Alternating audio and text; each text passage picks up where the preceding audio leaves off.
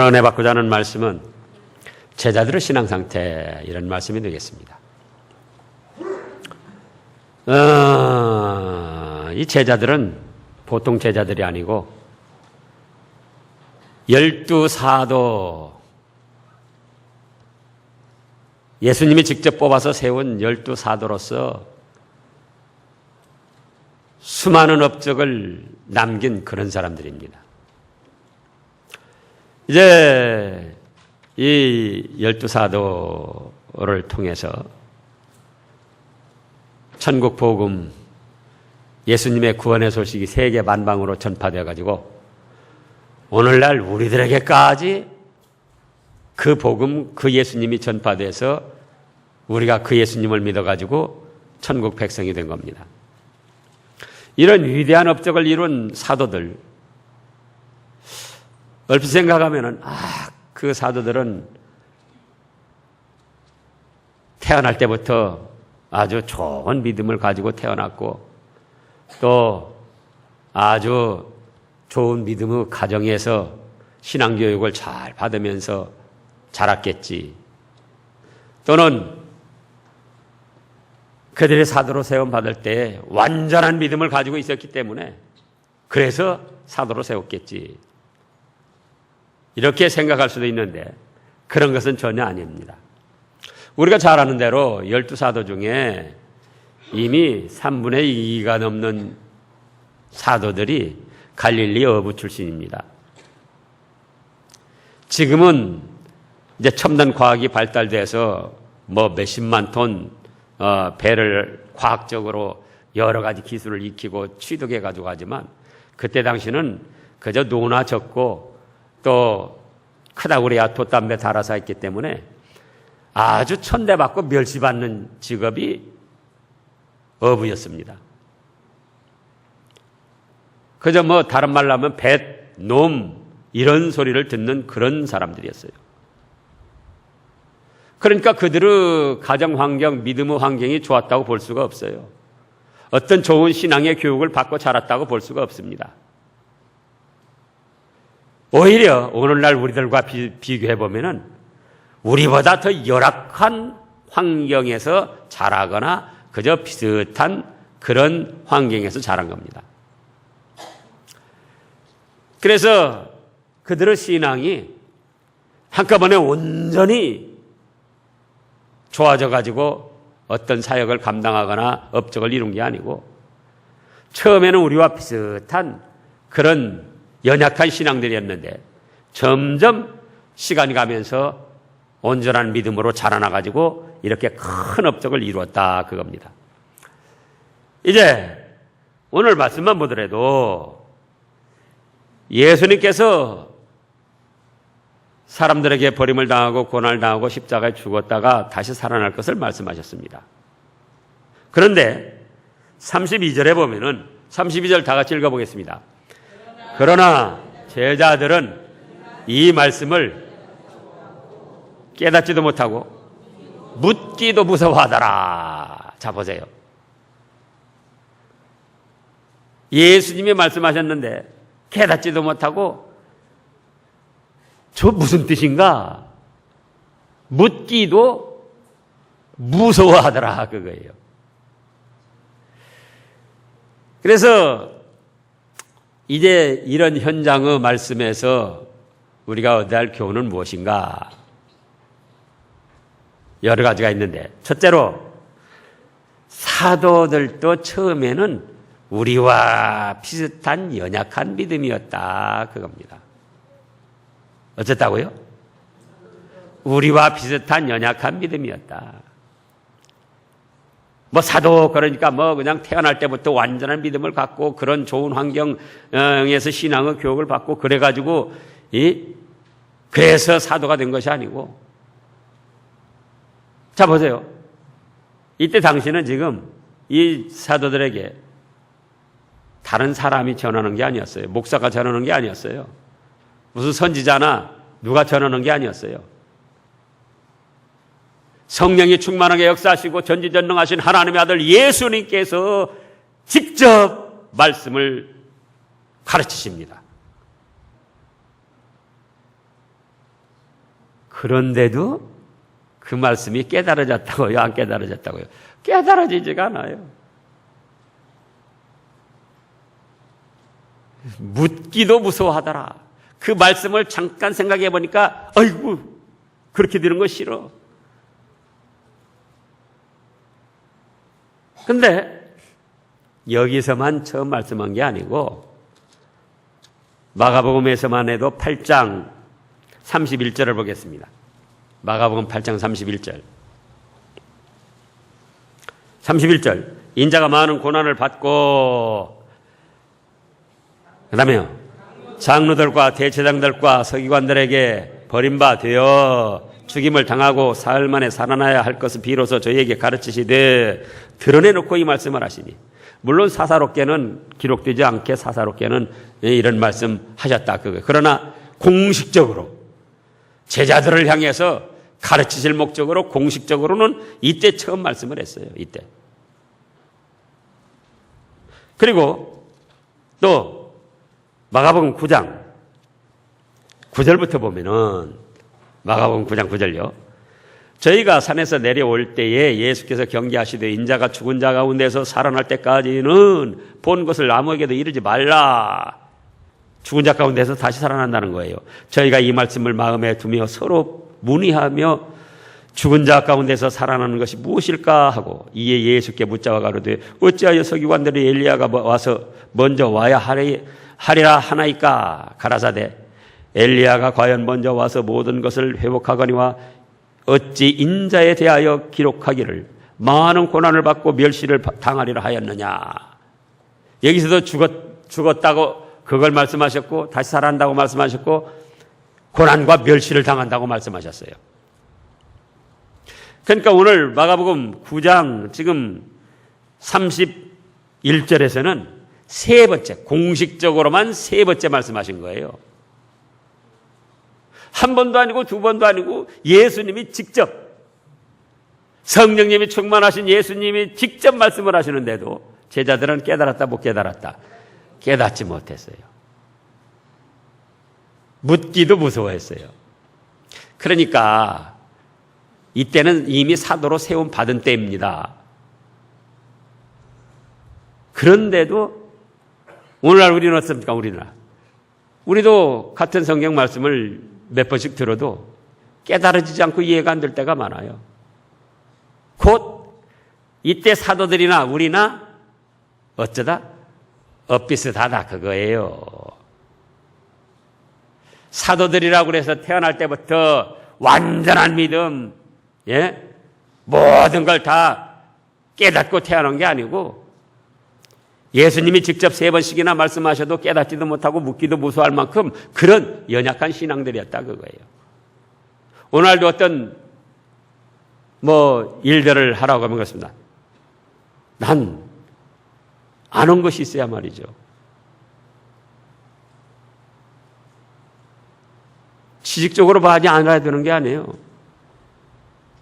지금 제자들이 사도들이 지식적으로 많이 알고 있습니까? 난 또 믿음이 안 생겨요.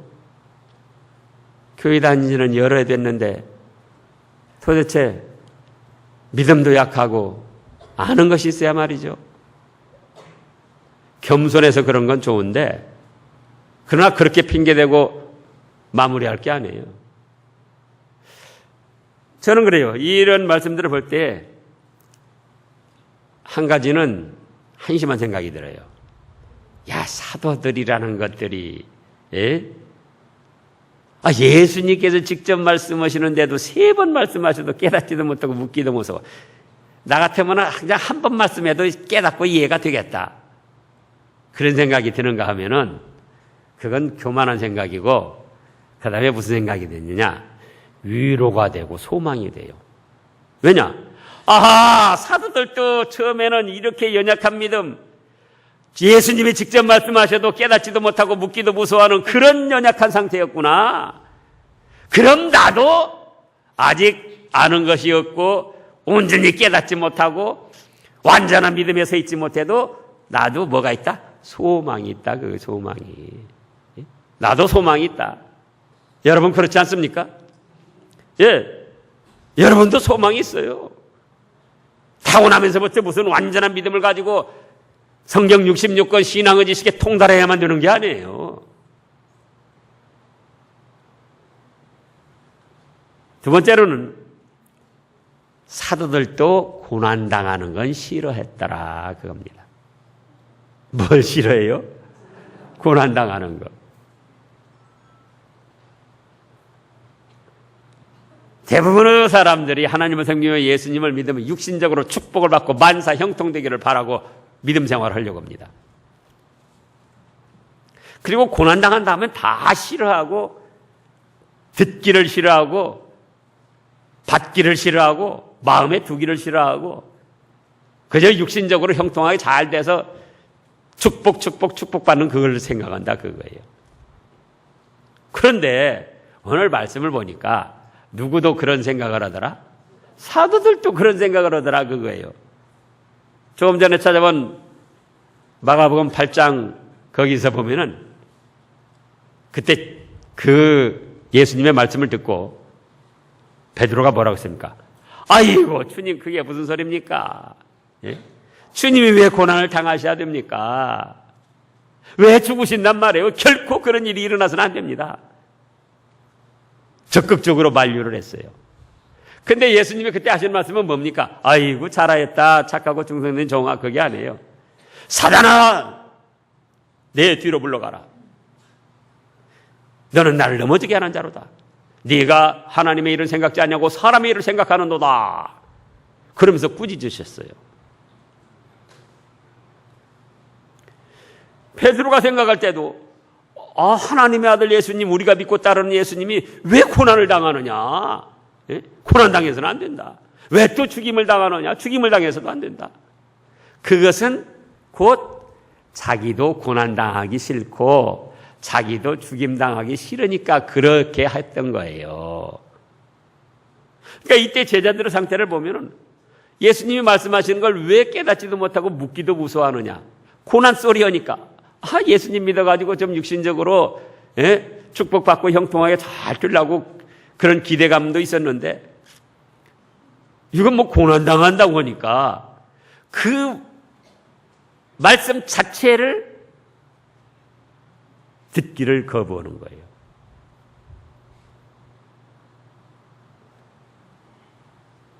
오늘날도 그렇습니다. 많은 성도들이 믿는다면서도 자기가 생각하는 것이 딱 있어요.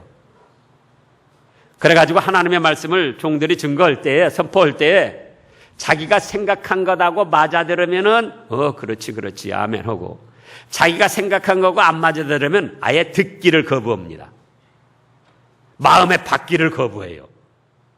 그리고는 왜 그런 말씀을 하는가 깨닫지도 않으려고 그러고 이해하려고를 안 해요. 그러니까 결국은 이때 당시 사도들이나 오늘날 우리네나 비슷한 심정들을 가지고 신앙생활을 했더라 그거예요. 여러분도 그렇잖아요. 고난 받는 거 좋습니까? 안 좋습니까? 솔직히 말해요. 그러면 자 예수님이 3번씩이나 이렇게 말씀하시면 제자들 입장에서 사도들 입장에서 어떻게 해야 되겠습니까? 예수님이 이렇게 연거푸 말씀하시는 걸 보면은 고난을 당하시겠구나. 그럼 그 고난은 왜 당하시는가? 그렇게 여쭤보고 이해를 하고 동참하려고 했어야 되는데 깨닫지도 못하고 묻기도 무서워하더라. 오늘날 우리도 마찬가지입니다. 우리도 믿음의 길 걸어가면서 고난당하는 거는 전부 싫어해요. 그러나 성경 신구약 66권 말씀을 보면은 고난당하는 것, 믿음의 길을 걸어가다 고난당하는 것은 장차 우리에게 나타날 영광과 좋게 비교할 수 없을 만큼 축복된 것이라는 거예요. 예? 로마서 8장 17절부터 그러면 그렇게 말씀하셨잖아요. 성경 신구약 66권 다 살펴보면은 믿음의 선진들도 다 고난당했습니다. 아브라함도 고난당하고 요셉도 고난당하고 욥도 고난당하고 다윗도 고난당하고 그런데 고난당한 다음에 고난당하기 전보다 다 영육간의 축복을 받았습니다.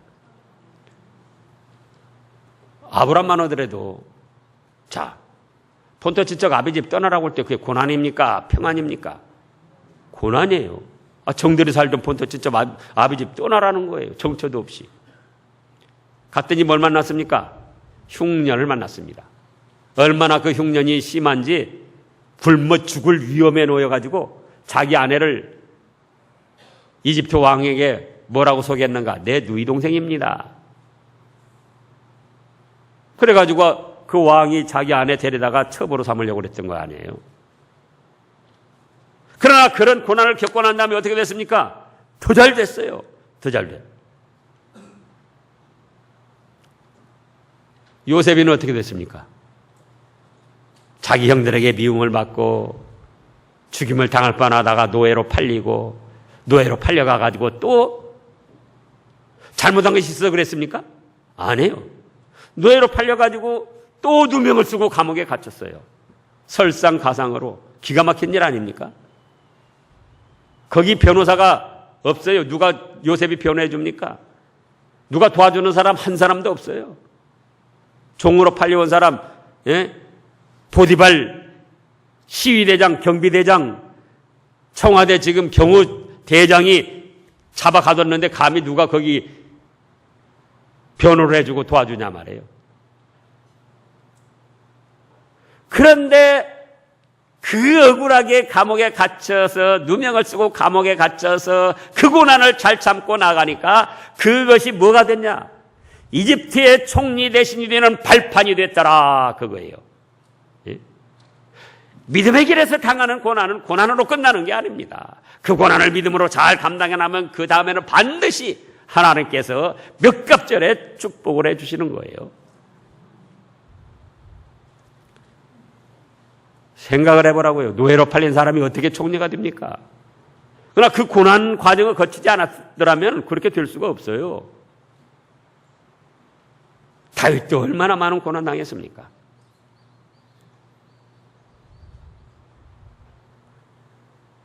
시편에서 보면은 뭐라고 말씀하셨는가? 고난 당하는 것이 유익이라는 거예요. 유익. 시편 119편을 보겠습니다. 시편 119편. 우리가 그 말씀도 저도 참 많이 붙들고 힘을 얻었습니다. 시편 119편. 구약 891쪽쯤에요. 성경마다 쪽선은 조금씩 다릅니다. 그러나 다 찾아보시기 바랍니다. 119편 67절 다 같이요. 고난 당하기 전에는 내가 그릇 행하였더니 이제 주의 말씀을 지키나이다. 71절 고난 당하는 것이 내게 유익이라. 이로 인하여 내가 주의 율례를 배우게 되었나이다.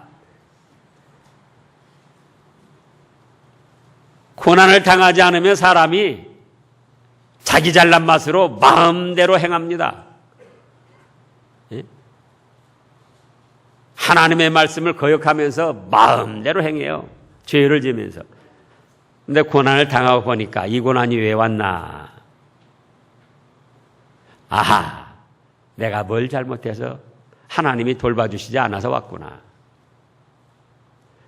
그래서 고난 당하기 전에는 자기가 잘난 맛으로 자기 마음 내키는 대로 별짓 다 하면서 살았는데 고난 당하고 보니까 자기 자신을 살피면서 하나님 앞에서 그릇 행한 거, 잘못 행한 거, 그걸 깨닫게 된 거예요. 그래서 이제는 생각해 보니까 고난 당하는 것이 뭐가 됐어요? 해가 아니라 유익이 되었다. 이로 인하여 내가 주의 율례를 배우게 되었습니다. 이제는 말씀대로 살아가게 되었습니다. 자기 자신을 살펴서 회개하고 말씀대로 살아가게 됐다. 그거예요. 그 고난을 통해서. 그 다음에 또 고난을 하나님께 기도하고 하나님께 가까이 나가게 해줍니다. 역시 시편 50편을 보시자고요. 시편 50편. 시편 50편. 누구나 그렇습니다. 정상적인 믿음의 사람들은 원치 않는 고난을 당했을 때에 하나님께 기도하게 됩니다. 하나님께 매달리게 됩니다. 하나님께 가까이 나가게 됩니다. 하나님은 그걸 원하셔요. 우리 자녀들이 부모의 은혜와 부모의 사랑을 저버리고 먼 길로 가서 돌아다닙니다. 잘한다, 잘한다, 잘한다. 그렇게 해라. 그렇습니까? 내가 저렇게 나가서는 안 되는데. 부모의 은혜를 저버리고 부모의 말을 거역하고 저렇게 나가서는 안 되는데. 그래서 돌이키게 할 방법으로 어떤 일을 당하게도 한다 그거예요. 그러나 사람은 할 수가 없어요. 하나님은 그렇게 하셔요. 하나님은. 신구약 역사를 보면은 그런 일이 허다합니다. 근데 시편 50편 지금 15절에 보면은 다 같이요. 환난 날에 나를 부르라. 내가 너를 건지리니 네가 나를 영화롭게 하리로다.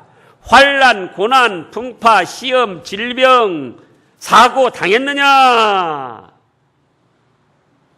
그때 인간의 힘으로 해결하려고 하지 말고 네 가진 돈으로 해결하려고 하지 말고 하나님을 찾아 부르라. 그거예요.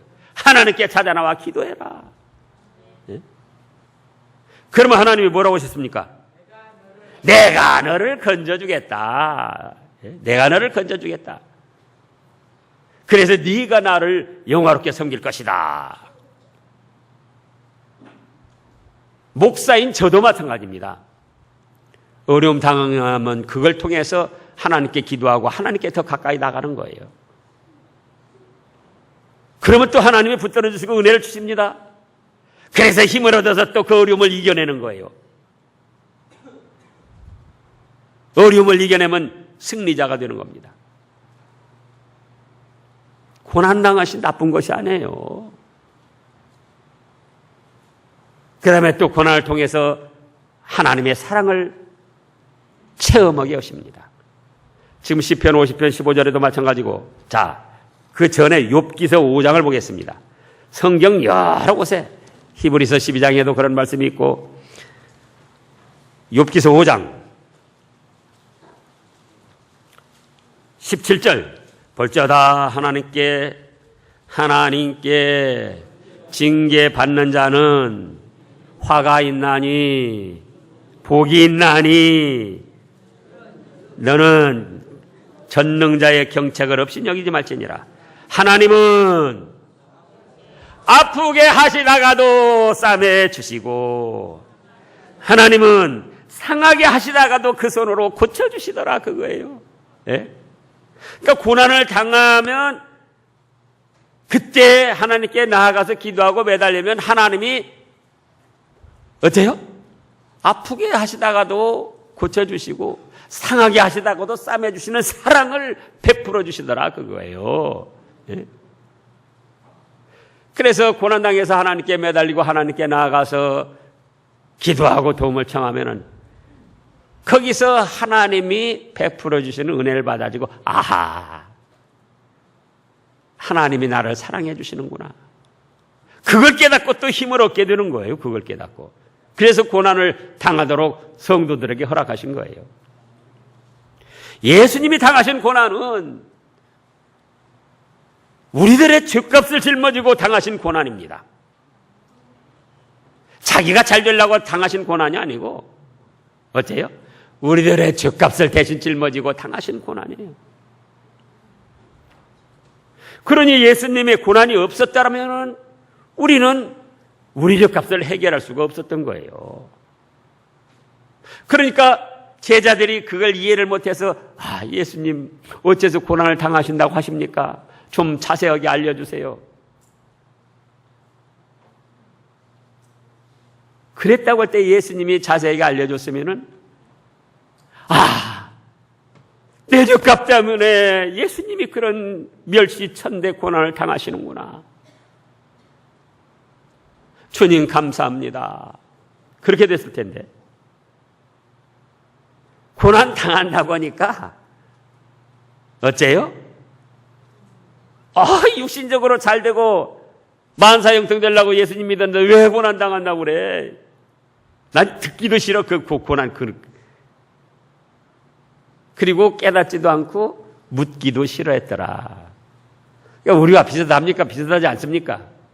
우리와 비슷해요.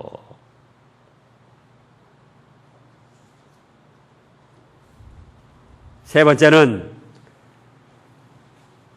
사도들도 죽임 당하는 것을 싫어했습니다. 뭘 당하는 걸 싫어해요? 죽임 당하는 것. 그냥 자연스럽게 죽음이 찾아와서 죽는 것이 아니고 죽임을 당하는 것이었어요. 생각을 해보라고요. 얼마나 무서운가.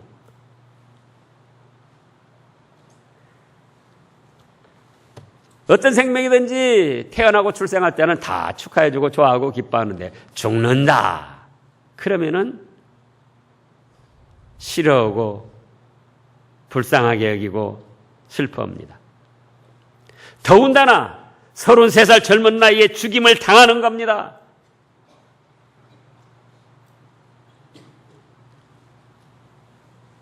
저희 어머니가 제가 어렸을 때 들은 기억이 죽을 때에 고통 없이 편안히 죽었으면 좋겠다. 그런 말씀을 이따금 하셨어요. 그래가지고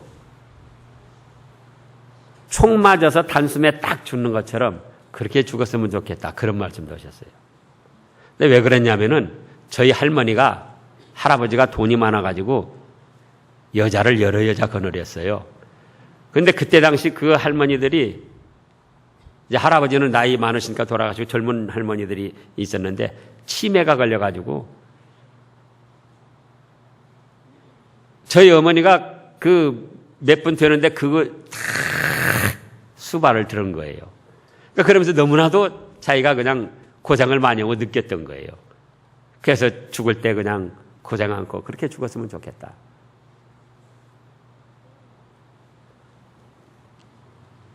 그래서 소원하신 대로 별 고생 안 하시고 돌아가시기는 돌아가셨는데 죽는다는 거는 어쨌든 누구나 싫어한다 그거예요. 더더구나 죽임을 당한다. 그러니까 제자들이 볼 때는 고난당하고 잘 될 줄 알았더니 거기다가 또 죽임까지 당한다? 난 그런 거 생각하기도 싫어. 그래서 깨닫지도 않으려고 그러고 묻기도 무서워하고 얼버무리면서 그냥 넘어가려고 했던 거예요.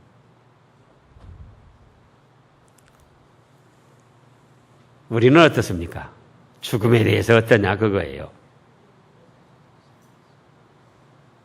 우리 역시 죽음이란 문자 자체, 단어 자체를 싫어하고 멀리하고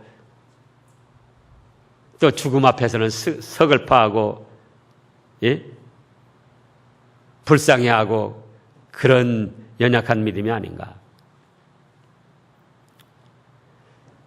위대한 업적을 넘긴 사도들이지만은 그들의 처음의 신앙 상태를 보면은 우리와 비슷하더라, 특별하더라, 비슷하더라 그거예요. 네 번째로는 죽음을 이기고 다시 사는 부활을 생각지 아니했습니다. 많은 사람들이 하나님의 말씀을 들으면서도 첫머리 조금 듣다가 자기 마음에 안 들으면 그냥 끝은 안 듣는 거예요. 고난만 있는 것이 아니고 죽음이 있고 죽음만 있는 것이 아니고 죽음으로 인하여 더 좋은 부활의 생명이 있다는 거, 그걸 생각했더라면 제자들이 이렇게 무서워하지 않았겠죠. 죽는다는, 죽임당한다는 그 소리에 그냥 벌컥, 아이고 실컷 예수님 믿고 따라다니다가 죽임을 당해? 아이고 큰일 났구나 그런 거예요. 그 다음 말씀은 뭔데요? 그 다음 말씀은 뭔데요? 뭐 없어요? 여기 있잖아요. 그 다음 말씀 뭐라고 했는가? 예? 31절 보시자고요. 오늘 31절. 이는 제자들을 가르치시며 또 인자가 사람들의 손에 넘기워 죽임을 당하고 그 다음에요. 죽인 지 3일 만에 살아날 것이다. 그 말씀은 붙들지를 않은 거예요. 그 말씀은. 고난당하고 죽는다니까 그냥 그걸로 큰일 났구나 생각한 것이지. 고난당하고 죽은 다음에 뭐가 있다? 죽음을 이기고 다시 사는 부활이 있다. 그걸 생각지 않은 거예요. 그러니까는 두렵고 떨리고 생각하기가 싫었던 거예요. 우리도 마찬가지입니다. 우리도 예수님을 믿으면서 고난당하고 죽는다 해도 그걸로 끝나는 게 아니에요. 끝난다고 생각하니까 불쌍하고, 끝난다고 생각하니까 비참하고, 끝난다고 생각하니까 서글프고, 끝난다고 생각하니까 안 죽으려고 발버둥을 치고, 끝나는 게 아닙니다. 누가복음 16장에 있는 것처럼 거지 나사로가 병이 들어서 죽었는데 죽자마자가 아니에요. 왜 죽느냐? 믿는 사람이 왜 죽느냐? 그 하나님이 정하신 수완이 다 됐으니까 하나님이 하늘나라에서 천사들을 보내는 거예요. 뭘 보내요? 천사들을 보내가지고 이제는 이 세상 마무리하고 천국으로 갑시다. 그래서 그 영혼을 불러가니까 숨이 딱 멈추는 거예요. 죽은 다음에 뭐 천사가 와가지고 뭐 하늘나라로 그게 아니고 때가 되면 하나님이 천사들을 보내신다 그거예요. 누가복음 16장 잘 보시라고요. 19절부터. 그래가지고 그 영혼, 믿는 성도들의 영혼을 이제는 수고하고 무거운 짐 벗어놓고 천국으로 갑시다 하고 그 영혼을 딱 육신에서 불러가면 그때 뭐다? 숨이 딱 멈추는 거예요. 그래서 어디 갔습니까?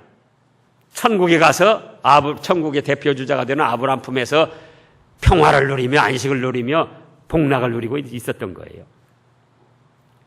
그런가 하면 우리 육신은 흙에서 찢으니 흙으로 돌아가다가 예수님이 재림하시면은 하늘에 있던 영과 땅에 산화되었던 육신이 재결합이 돼가지고 그 사람이 살았을 때 제일 아름답고 좋았을 때 모습으로 천사들처럼 예수님처럼 신령한 몸으로 부활을 하는 거예요. 예수님이 이렇게 말씀하신 대로 죽음을 이기시고 3일 만에 부활하셨습니까? 못 하셨습니까?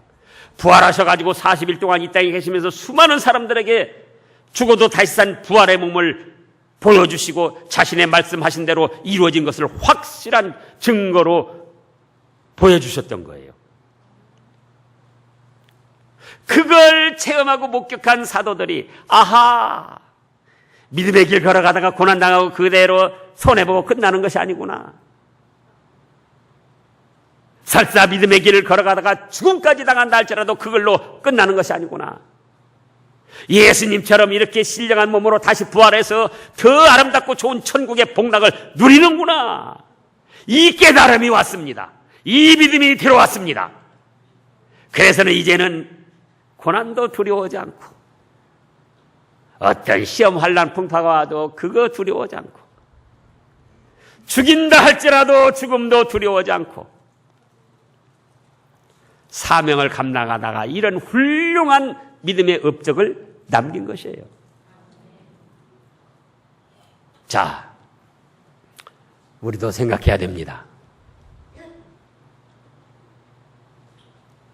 고난당하는 것이 화가 된다고요? 복이 된다고요?